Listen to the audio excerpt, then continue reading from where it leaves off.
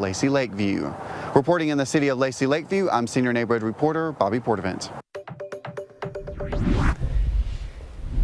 And a beautiful sunrise taking place on our Syntax Roof Systems camera looking from the Killeen Airport. Now, I want you to look at the clouds, mainly the fact that we have a lot of them, and then also the haze that's sitting there on the horizon. That is a lot of humidity that's in place. So the clouds, the humidity, that's what kept us from seeing those numbers reach the triple digits yesterday. I think once again, it'll be the recipe to keep our temperatures down here today as the clouds are continuing to thicken as we've gone through the morning. Now, they were thicker yesterday afternoon into the evening, and again, that just blocks the sun's rays from reaching the ground as much, so you can't heat as efficiently.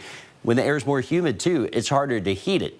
Still feels warm, still feels gross, still feels muggy, and it's still going to feel hot this afternoon, but I think we'll stay away from those triple-digit marks. Lower 70s coming up as we walk out the door right now. 72 in Waco, 72 in Temple, 69 in Killeen. The dew point's very similar, so that means the relative humidity is high. This is also a sign that humidity is going to be around today. It's going to feel sticky with those south winds around 5 to 15 miles per hour. As long as those winds stay out of the south and don't get a huge southwest turn, we don't get a lot of dry air in here, then we get numbers that are going to be in the lower 90s. The exception is going to be where you're able to pop out of some of that cloud cover. That will be more likely across southern counties. That's where we could see some 95s to 97s, but I think the majority of us will be running, say, 90 to 94 today. And where the clouds stay even thicker across some of our northern counties, you'll be looking for upper 80s. So really not as bad as what it could be. Keep in mind also as that drier air comes into western counties, it will feel a little cooler, still warm.